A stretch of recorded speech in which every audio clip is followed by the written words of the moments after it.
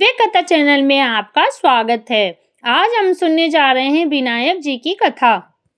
एक सास बहू थी। सास उसकी बहू को खाना नहीं देती थी। बहू रोज नदी पर जाती। जाते समय घर से आटा ले जाती, नदी से पानी लाती, आटा गूंदती, पंसारी की दुकान से थोड़ा गुड़ की खरीद लाती और शमशान की चिता पर रोटी सेकती।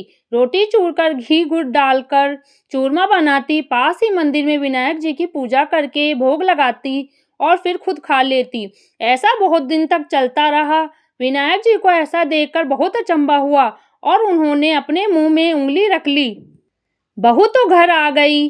दूसरे दिन मंदिर के पट खुले तो लोगों ने देखा विनायक जी के मुंह में उंगली लगी हुई है और आश्चर्य करने लगे। सब लोग मंदिर में जमा हो गए। वे कहने लगे कि जो कोई विनायक जी के मुंह से उंगली निकलवाएगा उसे इनाम दिया जाएगा। सभी ने अपनी अपनी कोशिश की पर कोई फायदा नहीं हुआ। बहू ने अपनी सास से कहा कि मैं कोशिश करती हूँ। सासू बोली, इतने बड़े बड़े कुछ नहीं कर सके, तू क्या करेगी? पर बहू ने कहा, मैं विनायक जी के मुंह से उंगली निकलवा दूंगी। गांव वाले मंदिर के आंगन में एकत्रित थे।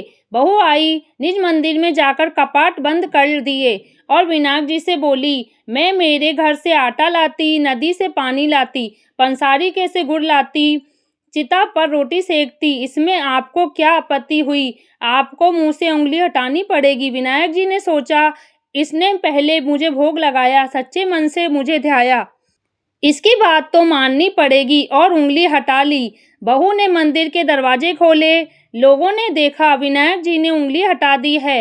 गांव वाले कहने लगे, बहू तू क्या जादू टोना करके आई जिससे विनायक जी ने उंगली हटा दी? बहू ने कहा, मेरी सासू मुझे भोजन नहीं देती थी, तब मैं घर से आटा, नदी से पानी व पंसारी के से गुड़ लाकर चिता पर उसे सेकती। पहले विनायक जी के भोग लगाती, फिर खुद खाती। इसलिए विनायक जी को अचंभा हुआ और उन्होंने उंगली रख ली।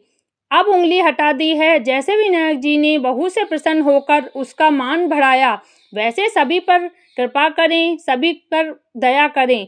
जय विनायक जी महाराज।